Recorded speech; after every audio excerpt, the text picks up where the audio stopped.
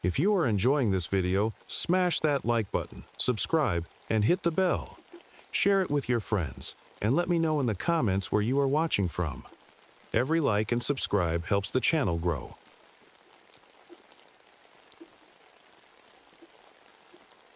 My name is Marcus Hawkins, but most folks around here just call me Red. This happened to me back in 1976 when I was working as a ranger at Thunder Basin National Grassland in Wyoming. I was 47 then, and thought I'd seen everything in my life, from my time in Vietnam to my years patrolling these endless plains. But what happened during those 7 days in late autumn changed everything I thought I knew about our world. I should probably tell you a bit about myself first. I'm half Navajo, inherited my grandfather's dark eyes and his knowledge of the old ways. Standing at 6'2", I wasn't hard to spot in a crowd, especially with these burn scars running down my left arm, a not-so-nice souvenir from Nam. Life hadn't been exactly kind to me. My wife left years ago, taking our daughter to Colorado, and I was still fighting my battles with the bottle, though I'd been sober for 2 years when this all started. That fall was different from any other I'd seen in my 15 years as a ranger. The drought had turned our usually golden grasslands into a sea of dying, crackling brown stalks that stretched as far as the eye could see. The days were unusually hot, but nights? They'd freeze your bones. And that moon, I'll never forget that blood-red harvest moon hanging in the sky like a warning sign we all should have heeded. I carried my grandfather's medicine pouch and a silver knife with me at all times, old habits from my upbringing that would later prove more valuable than any modern equipment. Looking back, I think some part of me always knew these plains held secrets. The Crow people used to hunt here long ago, and their stories. Well, let's just say some stories have more truth to them than people want to believe. It all started on a Tuesday morning when I got a call from old Bill Jenkins' ranch. His voice was shaking, something I'd never heard from this tough-as-nails rancher before. "Red, you need to see this," was all he said. When I got there, I found Bill standing over one of his dead cows. Now, I'd seen plenty of dead livestock before, but this was different. The cuts on the animal were too clean, too precise, like someone had used surgical tools. But that wasn't what sent chills down my spine. Around the cow were tracks that made no sense. They started as wolf prints, then halfway through, turned into human footprints before disappearing completely. That same evening, my radio started picking up weird sounds. At first, I thought it was just static, but then I heard it. Voices speaking in Navajo, my native language. They were warning about something, but the messages were broken, unclear. When I tried to respond, the radio went dead. The next day, things got stranger. All the dogs in the nearby town of Douglas started acting crazy. They refused to stay outside, even the farm dogs that normally never came indoors. Horses were getting spooked by nothing we could see. And every evening at sunset, people reported hearing flute music, but nobody could figure out where it was coming from. The local tribal elders started showing up at my office. Old Joseph Running Bear, who rarely left his home anymore, came to warn me. "The seals are broken," he said, his eyes full of worry. "They're coming back." When I asked who they were, he just shook his head and gripped his walking stick tighter. But what really got to me was the dust storms. We'd been having them because of the drought, sure, but these were different. They moved in ways dust storms shouldn't, forming shapes that looked almost deliberate. And the wildlife, every animal in the area seemed to be running away from something. Even the birds were gone. That's when the temperature started dropping. In the middle of the day, it would be burning hot, but as soon as the sun began to set, the cold would come. Not your normal autumn cold, but the kind that freezes the breath in your lungs and makes your bones ache. I knew something was terribly wrong in Thunder Basin. After 25 years of dealing with everyday ranger problems, lost hikers, injured animals, illegal campers, my gut was telling me this was something else entirely. Something that all my training hadn't prepared me for. The Peterson family incident was what turned everything from strange to terrifying. It was early morning when we found their truck on one of the back roads. The vehicle looked like something had attacked it. Deep claw marks ripped through the metal like it was paper. Their belongings were still inside, including little Amy Peterson's teddy bear in the back seat. We found Mr. Peterson about a mile away from the truck. He was just sitting there in the grass, rocking back and forth. When we tried talking to him, he would only mumble words that made no sense. His eyes were wide with fear, and his hair had turned completely white. Mrs. Peterson and the kids were nowhere to be found. That same day, Frank Williams, my partner, swore he saw something running alongside our patrol car. "Red?" he said, his face pale. "Nothing moves that fast." Whatever he saw was keeping up with us at 60 miles per hour. When we stopped to check, we found footprints, just one set, leading nowhere. The radio calls got worse. Now, besides the Navajo voices, we started hearing what sounded like the missing Peterson children calling for help. But something wasn't right about their voices, they seemed. Off, like when you hear a recording played backward. Then came the incident with the search dogs. We brought in our best tracking team to look for the Peterson family. These dogs were trained professionals, never failed a search before. But as soon as they got to the truck, they went crazy. 2 of them turned on their handlers, something completely out of character. We had to call off the search. Later that afternoon, I found something that made my blood run cold. While checking the area where we found Mr. Peterson, I stumbled upon an old burial site that had been dug up. Ancient artifacts were scattered everywhere, and the dirt was arranged in patterns I recognized from my grandfather's teachings, patterns that were meant to keep something in, not out. That night, during my patrol, I saw them for the first time, shadow figures moving between the trees. They looked human, but something about their movement was wrong. They would stop when I stopped, move when I moved, and every time I tried to get closer, that burning sage smell would fill the air, and they'd vanish. I knew I was dealing with something my grandfather had warned me about when I was young, something I never thought I'd actually encounter. But I couldn't tell anyone else yet. Who would believe me? A burned-out ranger talking about ancient spirits and shapeshifters? I had to get more proof first. What I didn't know then was that getting proof would cost us dearly, very dearly. The death started with Deputy Sheriff Thomas Riley. He was a good man, just 2 years from retirement. We found him at sunrise near the old oak tree where kids usually have picnics. What was done to him? I still have nightmares about it.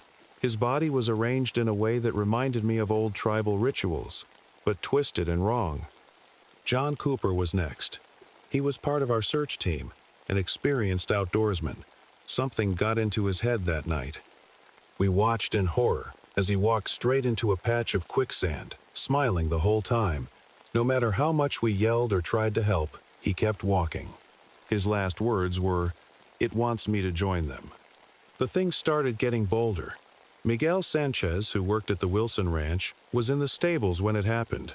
The horses, animals he'd worked with for years, suddenly turned on him. We heard his screams from half a mile away. By the time we got there, it was too late. But what happened to Anna Mills, the wildlife photographer? That's when I knew we were dealing with something that didn't follow any rules of nature. We found her. Well, let's just say parts of her weren't where they should be, like something had taken her apart and put her back together wrong. Young Paul Bedford, my junior ranger, lasted longer than most. I found him in the watchtower, clawing at his own eyes, screaming about seeing too much. We got him to the hospital, but his mind was gone. He just keeps drawing the same symbol over and over on his walls. Then there were the 3 missing hikers we'd been searching for. When we found them, their bodies looked like they'd been dead for years, all dried up like mummies. But their families had just spoken to them on the phone 2 days before. The worst was what happened to Frank, my partner. I'd known him for 12 years. That morning, something felt off about him, the way he moved, how his smile didn't quite reach his eyes. By afternoon, we found the real Frank behind the ranger station. The thing I'd been patrolling with all morning wasn't him at all. Joseph Running Bear tried to help. He said he knew a ritual that might stop this thing. We found him the next morning near the burial grounds, his chest empty. He'd left me a note with one word: silver. The National Guard finally came in to help, but they didn't stand a chance. Their vehicles were found crushed like soda cans, with everyone still inside. And poor Sarah Winston, just 16 years old, was the last. Before she died, she spoke in a language that even the oldest tribal members couldn't recognize. I knew it had to end. 7 days of horror was enough. That night, during the blood moon eclipse, I went to the ancient burial grounds where it all started. The temperature had dropped to way below zero, and a dust storm was swirling around like nothing I'd ever seen before. I had my grandfather's medicine pouch and the silver knife, the only things I trusted anymore. The wind was howling so loud it sounded like screaming, but underneath it all, I could hear that haunting flute music again. That's when I saw it. The thing we'd been chasing all along. It started as a coyote, then shifted into a wolf, and finally took a human shape. But not quite human. Its eyes glowed like burning amber in the darkness. The air filled with that burnt sage smell that had followed us all week. "I know what you are," I said, remembering all my grandfather's stories. "You were a shaman who broke the sacred laws. They cursed you to walk between worlds." It smiled at me, a terrible smile with too many teeth. When it spoke, it used the voices of everyone it had killed. "The old ways are forgotten," it said through Sarah Winston's voice, then switched to Frank's. "The seals are weak." The thing lunged at me faster than any natural creature could move. But I was ready. My grandfather hadn't just given me stories. He'd trained me for this, even if I hadn't known it then. The silver knife caught its arm, and it screamed in a way that shattered all the windows in my truck. We fought as the eclipse reached its peak. The ground beneath us started breaking apart, revealing more ancient bones and artifacts. Each time I wounded it with the silver, it would change shape, trying to confuse me. It wore the faces of people I knew, my ex-wife, my daughter, Frank, the Peterson kids. Then I remembered Joseph's last word, silver, and my grandfather's teachings about purification. I threw the contents of the medicine pouch at it, just as it tried to shift again. The thing got caught between forms, half human, half something else. That's when the real battle began, not with fists or knives, but with something older. A battle of wills, of ancient knowledge, of power. I felt it trying to get into my head, showing me things no person should ever see. But I held on, reciting the old prayers my grandfather taught me. The ending came at a terrible price. As the eclipse reached its darkest point, I managed to trap the skinwalker using my grandfather's medicine and the silver knife. But the thing laughed, a sound that made my bones shake. It told me that sealing it away would cost me something precious. I didn't understand until it was done. When I woke up the next morning, I couldn't speak English anymore. Only Navajo words would come out of my mouth. It was like the English part of my brain had been completely wiped clean. The skinwalker wasn't destroyed. You can't really kill something that ancient. But it was trapped, bound to the burial grounds. The cost of keeping it there is paid in my daily silence, in my inability to tell this story to most people who ask. Thunder Basin is different now. No animals will come near the burial grounds. The temperatures never return to normal. It's always colder than it should be. Every full moon, people still see strange lights dancing over the grasslands. Sometimes they hear that flute music carrying on the wind. We never found Mrs. Peterson and her children. Their case files sit in a drawer at the ranger station, gathering dust. Mr. Peterson is in a special care facility in Cheyenne. He never spoke another word that made sense. I still work these lands, but not as a ranger anymore. The local tribes call me a medicine man now. They come to me when the strange things happen, when their cattle are found cut up, or when shadows move in ways they shouldn't. I can't tell them my story in English, but they understand enough. The government people came, of course, wrote everything off as animal attacks and mass hysteria, classified the rest, but they still keep the area around the burial grounds restricted. They say it's for environmental reasons, but I know better. Sometimes, on very quiet nights, I drive out to the edge of the restricted zone. I can feel it waiting there, patient as only an immortal thing can be. It knows, and I know, that the seals won't hold forever. One day, it will find a way back. That's why I'm passing this story on now, in any way I can. Because someone needs to be ready when that day comes.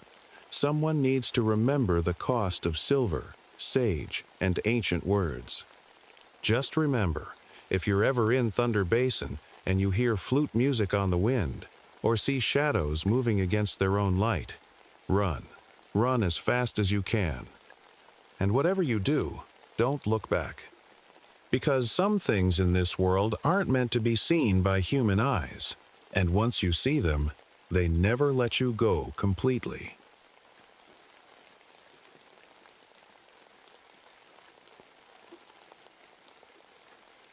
My name is Eleanor Blackwood, but everyone calls me Elle. This happened to me back in 1983, and even today, my hands shake when I tell this story. I was 35 then, working as a ranger at Mammoth Cave National Park in Kentucky. You know, it's not just any cave. It's the longest cave system in the whole world. I wasn't always a ranger here. Before this, I worked as a cave rescue specialist, and I even have a PhD in geology. Fancy degree aside, what really made me good at my job was my ability to feel the caves. Sounds weird, right? But after spending so many years underground, you develop a sort of sixth sense about these places. People often ask about the white streak in my dark hair. It showed up after an accident in these caves 10 years ago, the same accident that took my twin sister Sarah from me. We were mapping a new passage when, well, that's a story for another time. But that day changed me forever.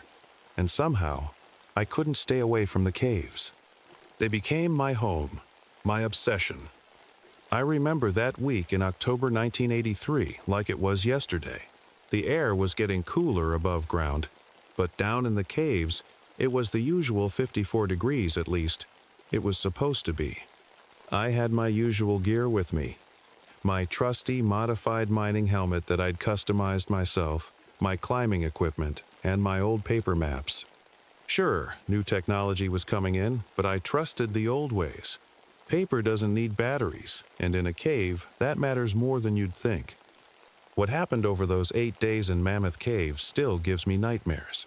Some nights, I wake up hearing those sounds, feeling those changes in the air. The government tried to cover it up, but I need to tell this story. People need to know what's down there. What's always been down there, waiting. It all started on a Tuesday morning when our seismic equipment started acting weird. At first, we thought it was just a malfunction. But that was just the beginning, the first warning sign of something that would change all our lives forever. Something that would make us question everything we thought we knew about what lives in the deep, dark places beneath our feet. Let me tell you what really happened in those caves. But I warn you, after hearing this story, you might never look at darkness the same way again. That Tuesday started like any other day.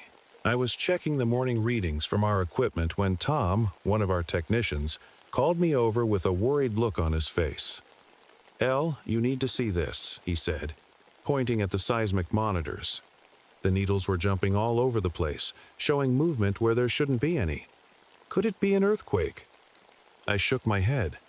No, this is different. These patterns, they're all wrong. It's like something's moving down there. Over the next 3 days, things got stranger and stranger. On Wednesday morning, Jake, one of our tour guides, came running to my office. His face was pale and his hands were shaking. "The cave paintings," he stammered, "the ones in the Native American burial section, they're wet, like they were just painted yesterday." I went to check myself. He was right. The ancient paintings were glistening, drops of red pigment rolling down the limestone walls. But these paintings were thousands of years old. This wasn't possible. Then came the tourists' reports. A group of visitors said they heard voices echoing through the caves, not normal echoes, but what sounded like ancient chants in a language nobody recognized. When they tried to record it on their cameras, Their batteries instantly died. But what really scared me was when I found new passages that hadn't been there before. I know every inch of these caves. I've mapped them for years. But suddenly, there were doorways and tunnels where solid rock used to be. The underground river, usually crystal clear, had turned black as ink. On Friday morning, I discovered something that made my blood run cold. While checking one of the main passages, my flashlight beam caught something strange on the cave walls. I moved closer, and my heart nearly stopped. There were claw marks in the solid limestone, fresh ones, deep and deliberate. "It's probably just vandals," my colleague Mark suggested when I showed him, but we both knew better. No human tool could make marks like these, and they were 8 feet up the wall. That night, as I was finishing my rounds, I felt something I'd never experienced in all my years underground. The temperature in Section C, -7, dropped so low I could see my breath, way below the cave's normal 54 degrees. My flashlight started flickering, and then I heard it, the sound of children laughing, echoing from deep within the darkest part of the cave. I radioed back to base. "We need to close the tourist sections. Something's not right down here." Little did I know, these were just warnings. Whatever was waking up in the depths of Mammoth Cave was just getting started, and none of us were prepared for what would happen next. Saturday morning brought the news I'd been dreading. A group of 5 cave explorers hadn't returned from their expedition. These weren't tourists. They were experienced spelunkers who knew the caves well. When we found their campsite, my heart sank. "Elle, you need to see this," called Mike, my rescue team member. Their equipment was laid out in a perfect spiral on the ground. Helmets, ropes, backpacks, everything. But there was no sign of the people themselves. No footprints leading away, no signs of a struggle. They had simply vanished. We organized a search party right away. That's when things got really weird. Jenny, one of our best guides, came back shaking after just 2 hours. "The shadows," she whispered. "They're moving.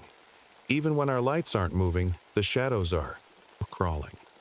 I knew Jenny wasn't one to scare easily, but she refused to go back in. I decided to document everything. I took photos of all the passages we searched, but when we developed them back at base, my hands started trembling. In the background of several photos there were figures. Tall, thin shapes standing in the darkness, just barely visible. When we checked those same spots later, nothing was there. The dogs were no help either. Our best rescue dogs, who had found lost people dozens of times before, wouldn't even enter certain tunnels. They just sat there, whining and backing away. Then came the incident with the ropes. We had set up guide ropes through the search areas, standard procedure. But when we returned the next morning, they were tied in knots that seemed impossible to make.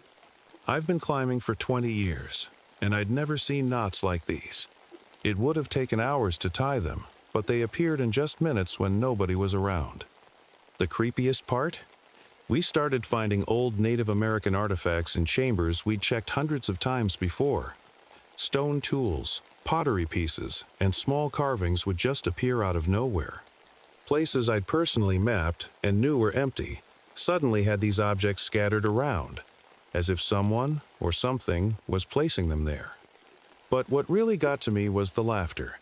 It started as just a few giggles, sounding like children playing, but it kept getting closer, even though we had closed the caves to visitors. The laughs echoed through the tunnels at random times, always coming from the deepest, darkest parts of the cave system. That Sunday night, as I sat in my office looking at the photos and notes, I heard a new sound coming through my radio. A voice, speaking in a language I'd never heard before, followed by a sound like stone grinding against stone. I knew then that whatever was down there wasn't human, and it was getting ready to show itself. Monday brought something I'll never forget. I was deep in the cave with Peter Matthews, one of our most experienced guides, investigating a new sound that kept coming from the lower tunnels. Our flashlights were working fine until we reached the Roosevelt chamber. That's when everything changed. "Elle, my light's dying," Peter said, tapping his helmet. But it wasn't just his light. Every single one of our devices started failing, one by one. The darkness that surrounded us was different. It felt thick, almost alive. That's when I saw it for the first time. In the pitch black, a faint glow appeared. At first, I thought it was light reflecting off the limestone walls. But no, this was moving. It was tall, maybe 7 or 8 feet, with a body that looked human-like but wrong. Its arms and legs had too many joints, and its skin gave off a pale bluish light. The worst part? It could squeeze itself flat, like paper, sliding through cracks in the rock that weren't even 6 inches wide. "Run!" I screamed to Peter, but it was too late. The thing moved faster than anything I've ever seen. One moment Peter was beside me, the next he was gone. When I found him minutes later, he was different. His skin had turned gray, like stone, but his eyes were still moving. He was conscious, but his body had been turned to rock. I radioed for help, my hands shaking so bad I could barely press the button. While waiting for the rescue team, I saw the creature again. It left this weird, glowing trail wherever it moved, like snail slime that gave off light. But the really strange thing was how it seemed to control the cave itself. Passages would seal up or open at its will, like the whole cave was its body. Dr. Sarah Wilson, our geologist, was the next to go. We found her half melted into a cave wall, like the rock had just swallowed her up. Mark Reynolds, our photographer, disappeared while trying to get pictures of the creature. We only found his camera, full of photos that made no sense, images of impossible things, places that couldn't exist. The creature, we started calling it the crawler, seemed to feed off electricity. Every time it appeared, batteries would die, radios would stop working, and the air would get ice cold. Sometimes it would make noises that sounded like voices we knew, trying to lure us deeper into the cave. By Monday night, we had lost 4 more people. James Cooper, our rescue team leader, was found twisted up like a pretzel in a narrow tunnel. William Price, who knew more about the cave's history than anyone, just lost his mind. We found him crying in a corner, talking about the deep ones and those who live below. That's when I remembered something my sister had said, right before she disappeared 10 years ago. She talked about seeing lights in the deep passages, about feeling like something was watching her. I hadn't believed her then. Now I knew she'd seen it too. The crawler had been here all along, watching, waiting. And now it was fully awake. Tuesday and Wednesday were the worst days of my life. Everything happened so fast, it still feels like a nightmare.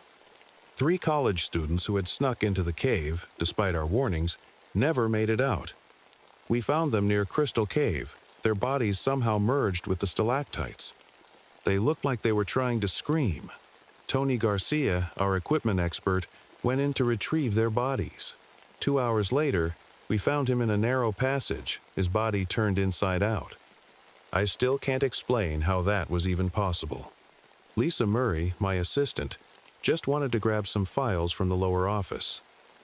"I'll be right back, Elle," she said with a smile. 5 minutes later, we heard her scream. By the time we reached her, her body looked like it had been mummified for 1,000 years, but it had only been minutes. The crawler was getting stronger. It wasn't just hiding anymore, it was hunting. Keith Palmer, our best cave diver, volunteered to check the underwater passages. We attached a safety line to him. Through the radio, we heard him say, "There's something moving down here, something big." Then the line went tight, and before we could pull him back, it snapped. We never found him. I knew we needed help, so I called in my backup team, 3 people I'd worked with for years. They were the best of the best, but even they weren't ready for what happened. We found their bodies the next morning, arranged in a circle like some kind of ritual, crushed by a cave-in that seemed impossible. The rocks had fallen in a perfect pattern. The worst part was how the crawler started playing with our minds. It would mimic voices of people we knew, dead people. I heard my sister Sarah calling me from deep in the cave. Others heard their family members screaming for help, but it was all tricks. By Wednesday night, The cave itself felt alive. The walls would pulse like they were breathing. The underground river started flowing backwards sometimes. Temperature would drop so low that water froze instantly. Then suddenly, it would get so hot that metal rails would burn your hands. I sat in my office that night, looking at the growing list of names, people who had died or vanished. 11 good people gone in just 2 days, and I knew it wasn't over. That's when I found the old Native American warning carved into my desk. It hadn't been there that morning. The message was clear.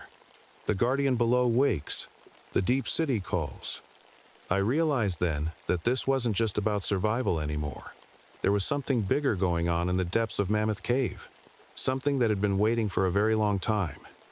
And somehow, I knew I was the only one who could stop it. Thursday morning, I made a decision. I had to go down to the deepest part of the cave, alone. Everyone thought I was crazy, but I knew this had to end. I packed light, just my helmet, a few glow sticks, since flashlights were useless, some water, and my old paper maps. Before leaving, I radioed base. If I'm not back in 6 hours, seal the cave. Seal it all. The deeper I went, the more the cave changed. I found a new passage that seemed to go on forever. The walls were covered with strange symbols that gave off a faint blue light. The air felt heavy, like being underwater. Then I found it. A massive chamber that wasn't on any map. It was huge, like an underground cathedral. But that's not what made me gasp. There was an entire city down there, carved into the rock. Ancient buildings, streets, and what looked like temples, all abandoned thousands of years ago. Suddenly, the underground river that flowed through the chamber turned red as blood. The whole cave started shaking. And there it was, the crawler, standing right in front of me. Up close, it was worse than I imagined. Its body kept changing shape, like it couldn't decide what to be. Those glowing marks on its skin weren't random. They were more symbols, just like the ones on the walls. That's when I understood. The crawler wasn't just some monster. It was a guardian, protecting this underground city.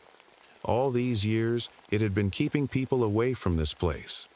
"You took my sister," I said, my voice shaking. The creature tilted its head, and suddenly, I heard Sarah's voice in my mind. She wasn't dead. She was part of it now, part of the cave itself. All of them were. The chamber started collapsing. Rocks were falling everywhere. The crawler reached for me, but something strange happened. Instead of attacking, it touched my forehead. In that moment, I saw everything. The history of this place. The real reason it needed to be protected. I had a choice to make. The cave was collapsing, and I could either try to escape or... I made my decision. I pulled out the old dynamite I'd brought. We used it for cave maintenance, and set it off in just the right spot. The explosion sealed the passage to the ancient city forever, trapping the crawler on the other side. I barely made it out alive. When I finally reached the surface, I was different. The crawler's touch had changed me. I could see in perfect darkness. I could feel the cave's every movement. Part of me had become like it. That was 42 years ago. I'm still here at Mammoth Cave, but now I have a different job. They call me a special consultant, but really, I'm more of a guardian. Like the crawler, but on our side. The government tried to cover it all up, of course. They said it was a series of accidents, cave-ins, and gas leaks. But those of us who survived know the truth. The families of those we lost still visit sometimes, leaving flowers at the cave entrance. The cave is different now. The temperature never went back to normal. It's always a few degrees colder than it should be. Electronic devices still act weird down there. New species of blind cave creatures keep showing up, ones that scientists can't explain. The tourist sections are open again, but we have strict rules now. No one goes deeper than the marked paths. No one goes alone, and if your flashlight starts flickering, you turn back immediately. Sometimes, late at night, I walk the dark passages without any light. I can see perfectly now. That's part of what the crawler left me with. I feel the cave breathing, shifting. The underground river still runs black sometimes, and every now and then we hear those children's laughs echoing from the deep passages. People still disappear occasionally, maybe one or two a year. We never find them. I know where they are, though. They're part of the cave now, just like my sister Sarah. The sealed section remains closed. But sometimes, when I press my hand against that wall of rock, I can feel something pressing back. The crawler is still there, watching, waiting, protecting whatever lies in that ancient city. I've never told this story before today, but I'm getting older now, and someone needs to know the truth. Someone needs to be ready. Because the deep passages are still appearing, and the cave, well, the cave is still growing. Last week, I found fresh claw marks in a new tunnel, and yesterday, all the batteries in the visitor center died at once. So if you ever visit Mammoth Cave, stick to the path, keep your flashlight close. And if you hear someone calling your name from a dark passage, don't answer. Just turn around and walk away. Because some parts of the cave should stay buried, and some mysteries should remain in the dark.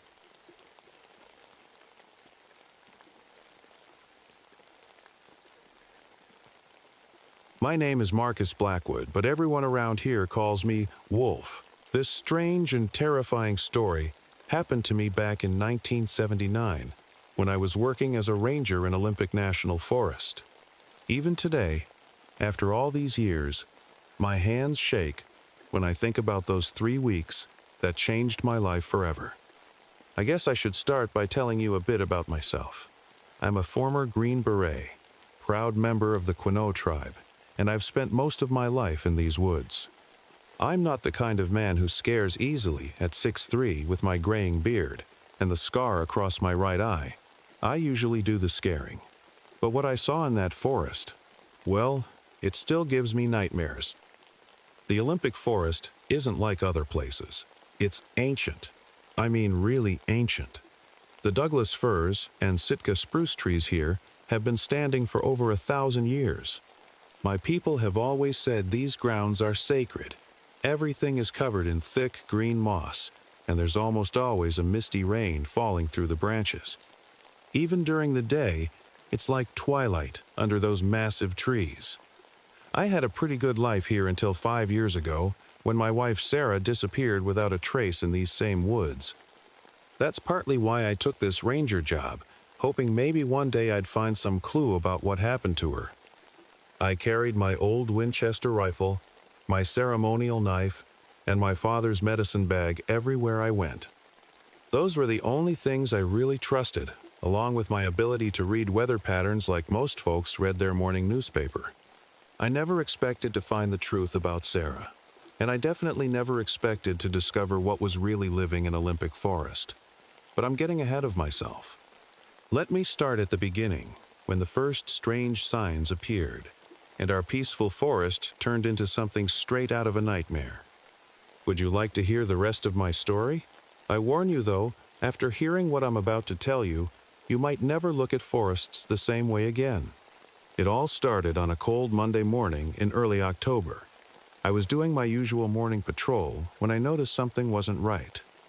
The forest felt different, quieter than usual. You know how woods are usually full of sounds? Birds chirping, squirrels running around, leaves rustling. But that morning, everything was just silent. I came across the first weird thing near Miller's Creek. A group of trees were twisted together in a way that just wasn't natural.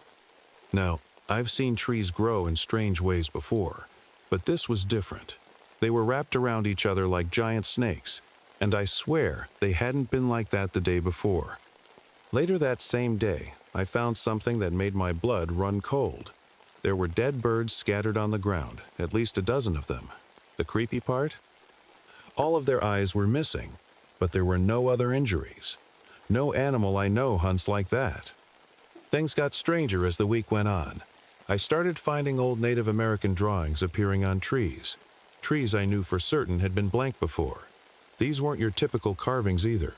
They showed dark figures standing between trees, watching. As a Quinault, I knew our tribal symbols, but these were different. Wrong somehow. The moss started growing in perfect circles and squares, like someone had carefully placed it that way. I'd find dead animals arranged in perfect circles like some sick kind of art display. At night, hikers started reporting strange lights dancing between the trees, but whenever we went to check, we'd find nothing. The worst part was when people started reporting missing time. They'd start hiking at 2 p.m., and suddenly it would be dark, with no memory of where those hours went. I've been a ranger for years, and I've seen people get lost and confused. But this was something else entirely. Then came the day I cut into a fallen tree that was blocking a trail. Instead of sap, something red and thick like blood came oozing out. I can still hear that horrible squelching sound it made. The animals started acting crazy too. I saw deer walking backwards, owls flying in broad daylight, and raccoons standing on their hind legs like people. My dog Buck, who'd been with me on patrol for 6 years, refused to enter certain parts of the forest. He'd just sit there, whining and shaking. I reported everything to my supervisor, but they just blamed it on vandals, or said I was working too hard. But I knew better. After 20 years in these woods, I knew something was very, very wrong. And this was just the beginning. That first week, I had no idea how bad things would get. No idea that soon, people would start disappearing. And I definitely didn't know that what was happening in my forest would connect to Sarah's disappearance 5 years ago. But I was about to find out whether I wanted to or not. The second week started with a call that made my heart sink. The Henderson family had gone missing. They were regular campers, good people with 3 kids who knew these trails well. When I got to their campsite, everything was exactly in place. The tent, their food, even their car. But the family was gone. The only thing out of place was the kids' shoes, arranged in a perfect spiral on the ground. 5 pairs of shoes, from biggest to smallest, like someone had carefully placed them there. That same day, I noticed something that made me question my sanity. I was marking my trail with bright orange tape, like we always do. But when I turned around to head back, I saw my own boot prints in the mud ahead of me, prints I hadn't made yet. I even recognized the worn-out spot on the left heel. It was like I was following myself, but that's impossible, right? The radios started picking up weird sounds. At first, we thought it was just static, but then we could hear children singing. Not modern songs, old ones, the kind my grandmother used to sing in our tribal language. But when we tried to record it, the tapes were blank. Things got worse when our compasses stopped working. They'd spin like crazy, pointing everywhere except north. Our cameras would only capture static or completely black images. Even the temperature started acting weird. You could walk through patches of air that were freezing cold, like walking through invisible ice, even on a warm day. But the scariest thing? The trees. I swear they were moving, not swaying in the wind, actually moving locations. I'd mark a specific tree one day, and the next morning it would be 50 feet away, my marker still on it. Other rangers thought I was losing it, but I started taking pictures with my Polaroid camera and marking distances. The evidence was right there. That's when I saw them for the first time. It was getting dark, and the fog was rolling in thick. At first, I thought I was looking at unusually tall trees in the mist, but then one of them moved. They were like people, but wrong, too tall, with skin like bark and no faces, just dark holes where eyes should be. Their arms were like branches, and they seemed to melt into the trees around them. I watched as one of these things stepped out of a tree, just walked right through it like it was a doorway. Where it walked, it left behind a trail of glowing moss, like footprints made of pale green light. I tried to follow it, but every time I got close, it would vanish into another tree. The worst part was the voices. They could sound like anyone. Lost hikers calling for help, children laughing, even my wife Sarah. But when you followed the sounds, there was never anybody there. Just those strange, tall figures watching from between the trees. I reported everything to headquarters, but they just sent more rangers to investigate. That was their first mistake, because whatever was in our forest, it didn't want to be investigated. And it was about to show us exactly how dangerous it could be. It started with Tim Walsh, our senior ranger. He'd been with the Park Service for over 20 years. We found him the next morning, or what was left of him. He had somehow become part of an old cedar tree. Not just stuck to it, he was fused with it, like the tree had grown through and around him. His face was frozen in a look of pure terror. The scientists came next. Dr. Martinez was studying the strange things happening in our forest. She was smart, careful, and knew these woods well, but that didn't save her. We found her 3 days later. Her skin had turned to bark, her fingers into twigs. She was still breathing, but her eyes were just hollow spaces filled with moss. Then we lost Robert Chen, our search team leader. The forest, it just tore him apart, not with claws or teeth, but with living branches that moved like snakes. I was there when it happened. I still wake up screaming sometimes, remembering how the trees just reached out, and Mary Whitefeather was next. She'd been our local guide for years. The forest didn't kill her, it did something worse. When we found her, she was sitting in a clearing, talking to the trees. Not just talking, she was speaking in a language that sounded like creaking wood and rustling leaves. She's in a special hospital now, but she still won't speak English. The deaths kept coming. David Knox, a photographer, was found wrapped in a cocoon of moss, completely dried out like a mummy. 3 researchers disappeared into the ground itself, their bodies twisted into a horrible sculpture of living wood and human parts. Paul Stevens, one of our youngest rangers, just vanished. The ground under his feet literally swallowed him up. All we found was his radio, still broadcasting static. Jake Morrison tried to help with his helicopter. They found it 2 days later, grown through with branches, empty inside. The Anderson family, Mom, Dad, and their 2 kids, they turned into something else entirely. Where they vanished, 4 small trees grew overnight. Trees with faces in their bark, faces that looked just like the Andersons. We roped off that area. Nobody goes there anymore. The last one was Richard Thompson, my partner. What happened to him? I can't even describe it. The roots they turned him inside out. It happened right in front of me, and I couldn't do anything to help him. But the worst part? Every time we lost someone, those things, those watchers, they just stood in the distance, observing.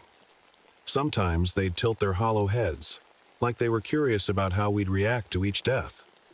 I knew I had to stop this somehow. And then I remembered something my grandmother once told me about the ancient spirits of our forest. That's when I realized all these deaths, they were leading up to something bigger, something that had to do with Sarah's disappearance 5 years ago. The forest was trying to tell me something, and on the day of the solar eclipse, I finally understood what it was. Do you want to hear how it all ended? I warn you, the truth is stranger than anything you could imagine.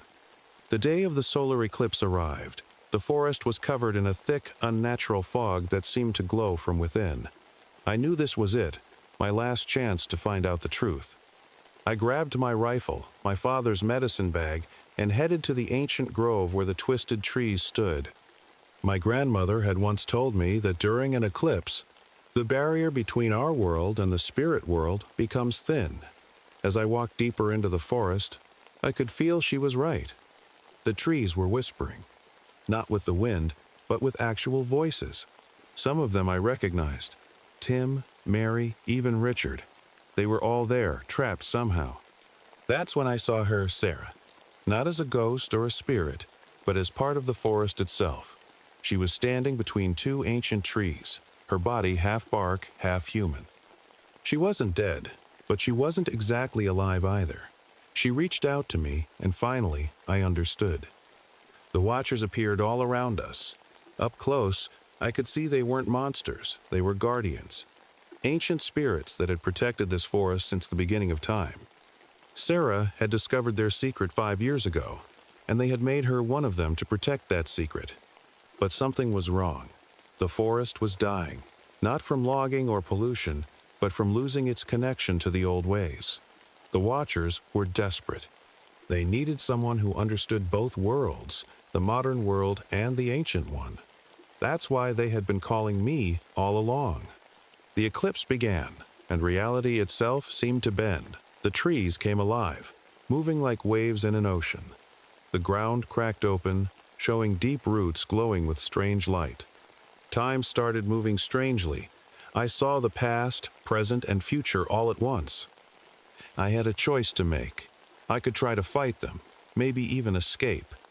But I knew the deaths would continue. Or I could do what Sarah had done, become part of the forest, help maintain the balance. I chose to stay. It didn't hurt, becoming one with the forest. It felt like falling asleep. My skin turned to bark, my blood to sap, my bones to wood. But my mind, my memories, they stayed. I became something new. Not quite human anymore, but not quite tree either. Now I watch over the forest with Sarah and the others. The old growth section is quarantined. They tell people it's because of toxic soil or dangerous animals. The government set up research stations, but their instruments never work right. Time still moves strangely here, and people still go missing if they wander too deep. Sometimes, when a ranger is lost, or a hiker is in danger, I appear to guide them back to safety.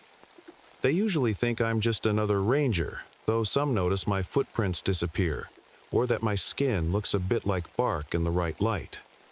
The forest is growing, changing. New types of plants appear every day. The animals are different too, smarter, more aware. We protect them all. It's our duty now, as the watchers of Olympic Forest. You might think this is just a story, but next time you're in a deep forest, pay attention. Watch for the twisted trees. Listen for the whispered voices. And if you see a tall ranger with a graying beard and a scar across his right eye, well, just remember, not all monsters are evil. Sometimes they're just guardians, doing what needs to be done to protect something ancient and precious.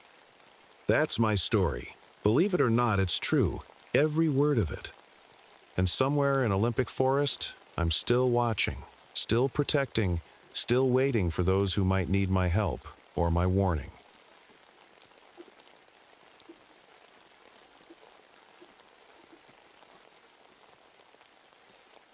My name is Catherine Winters, but everyone calls me Kate. What I'm about to tell you happened to me back in the winter of 2021, and I still get chills thinking about it. Trust me. This isn't just another creepy story. This is something that changed my life forever. Before all this happened, I was just a regular park ranger at Isle Royale National Park in Michigan. Well, maybe not exactly regular. I used to be a Navy diver, and I know more about what lives under the water than most people. The locals used to joke that I was more comfortable swimming with the fishes than walking on land. They weren't entirely wrong.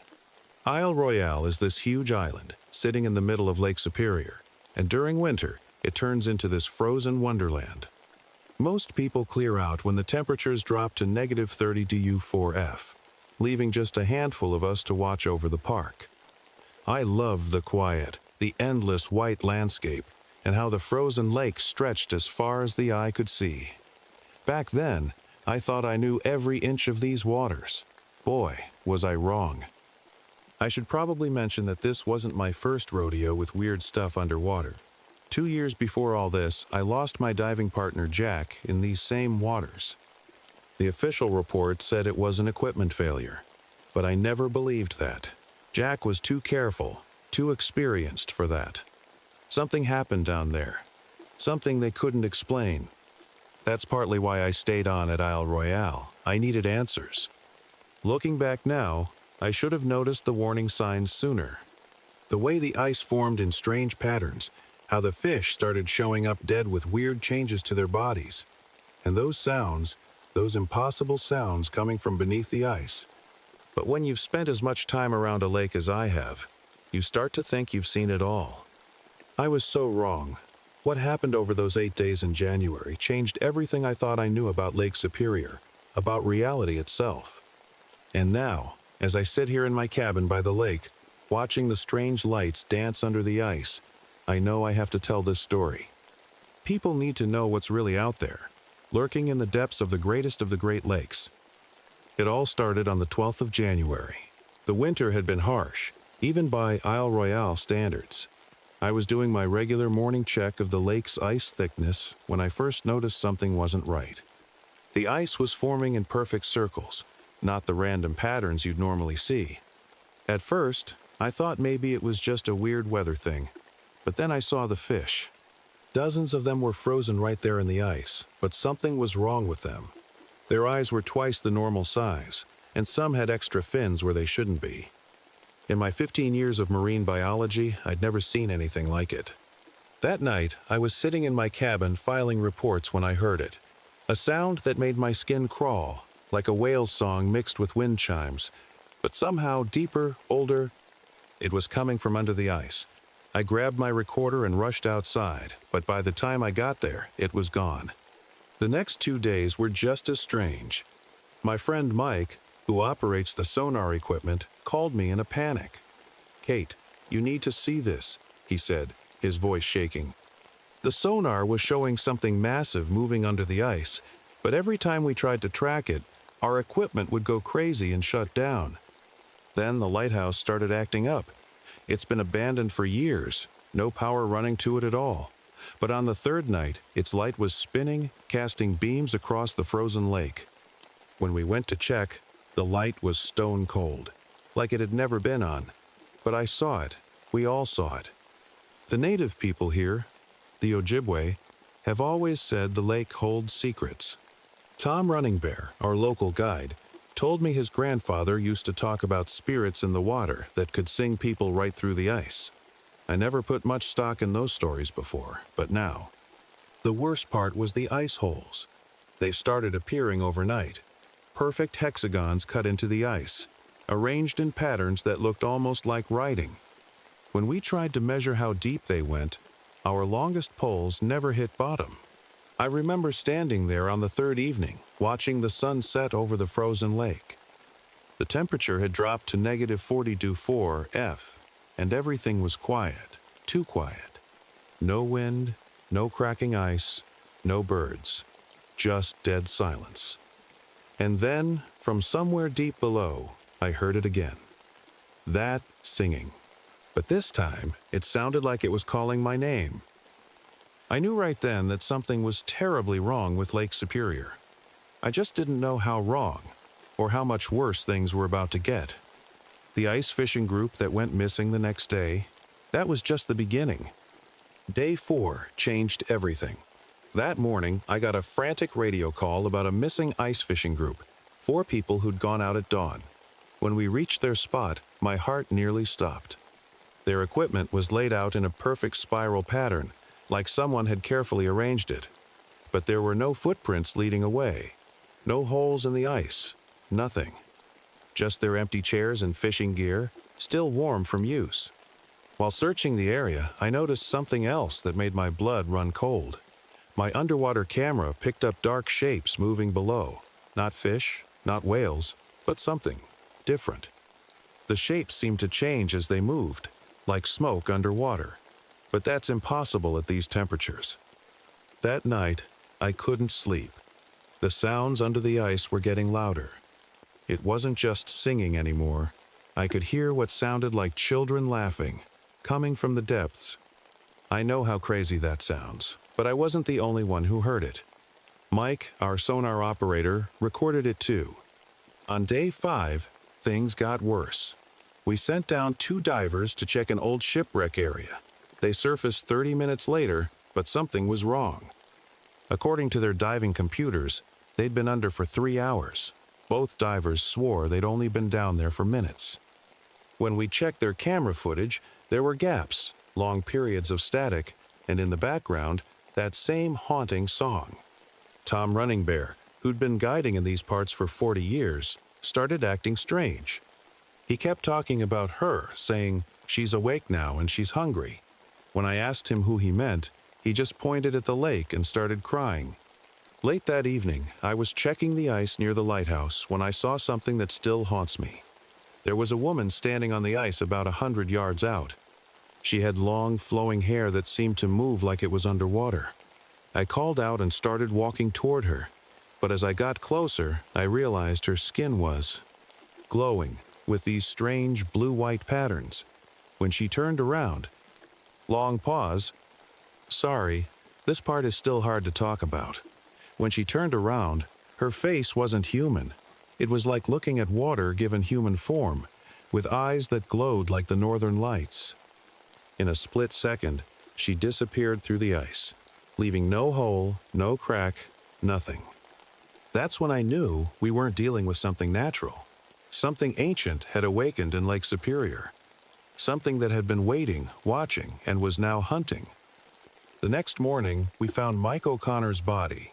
He was frozen solid, his face locked in an expression of pure terror, his mouth open as if he'd been singing. And that was just the first death.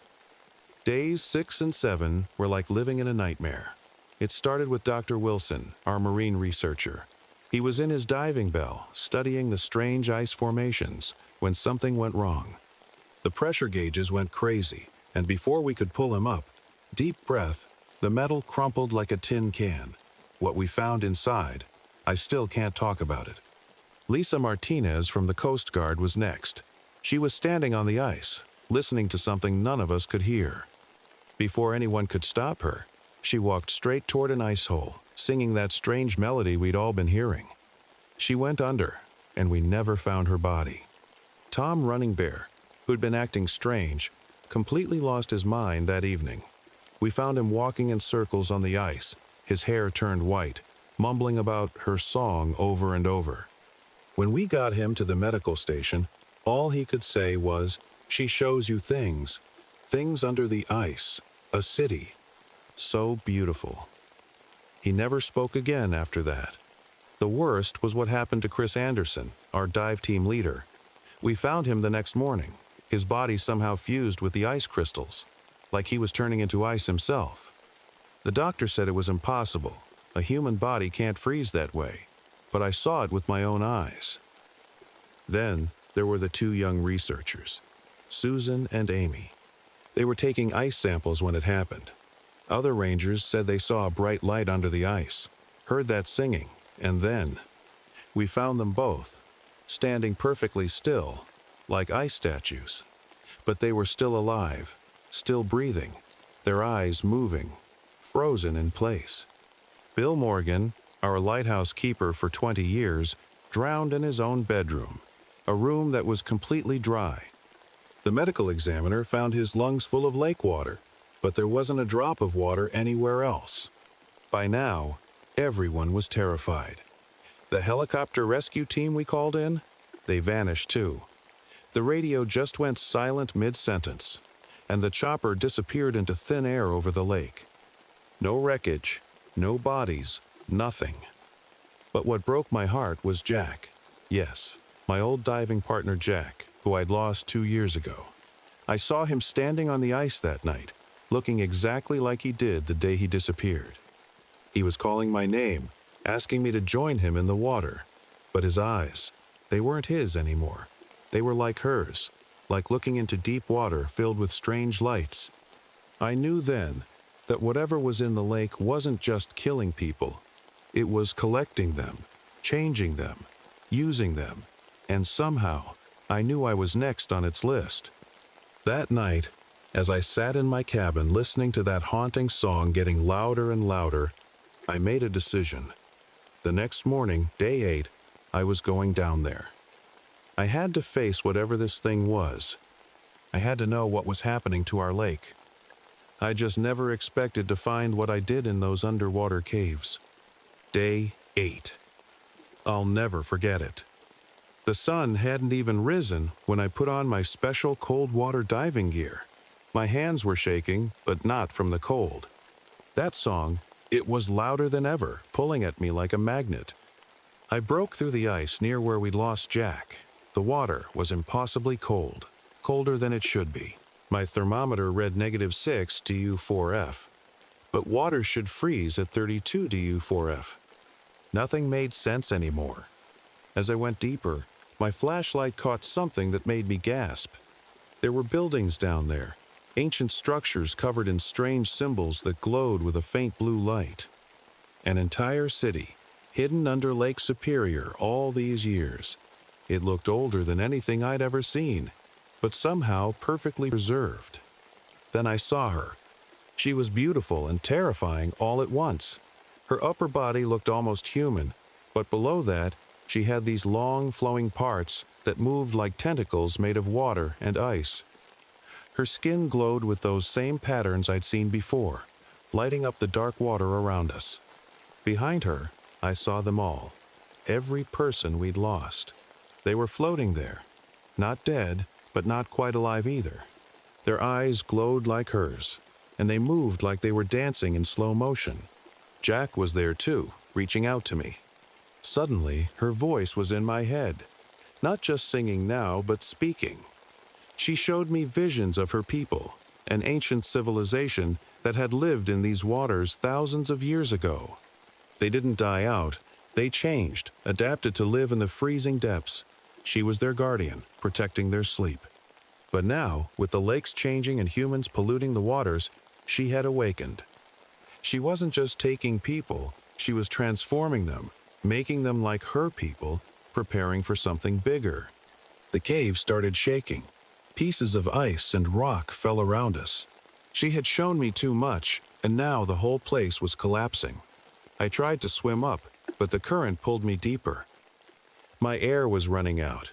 The cold was seeping into my bones. That's when she gave me a choice: join them or die. In that moment, with my lungs burning and the dark water crushing in, I understood why the others had given in. Her song promised peace, promised belonging, promised secrets of the deep. But I thought of everyone up above, of all the other lakes, of what would happen if her people spread.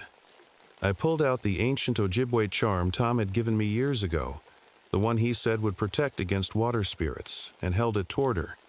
The water around us exploded with light. I heard her scream, not in my head this time, but through the water, shaking everything. The last thing I remember was her reaching for me as the cave collapsed between us. And then, darkness. I woke up 3 days later on the shore, somehow alive. But I wasn't the same anymore. I could feel the water, sense things in it. Sometimes, when I'm swimming, I can still hear fragments of her song. That was 4 years ago. But the lake has never been the same. Neither have I. The government tried to cover it all up, of course. They said it was a series of accidents, blamed it on the extreme cold and underwater pressure changes. But we who survived know the truth. The official report says 9 people went missing that winter. Their families still come to the shore, hoping for answers. I see them sometimes, staring out at the lake. I wish I could tell them the truth. But who would believe me? These days, I'm still a ranger here, but my job is different now. I watch for the signs. They're still there, you see. The lake water near Isle Royale never gets warmer than 42.4 anymore, even in summer. Strange lights still dance under the ice in winter. Ships' compasses go crazy in certain spots, and every now and then, someone hears that song. The changes in me are harder to explain. I can hold my breath underwater for impossibly long times now. Sometimes, when I touch the lake, I can feel things moving deep below. And on quiet nights, I swear I can hear them, all the people we lost, singing together in the depths.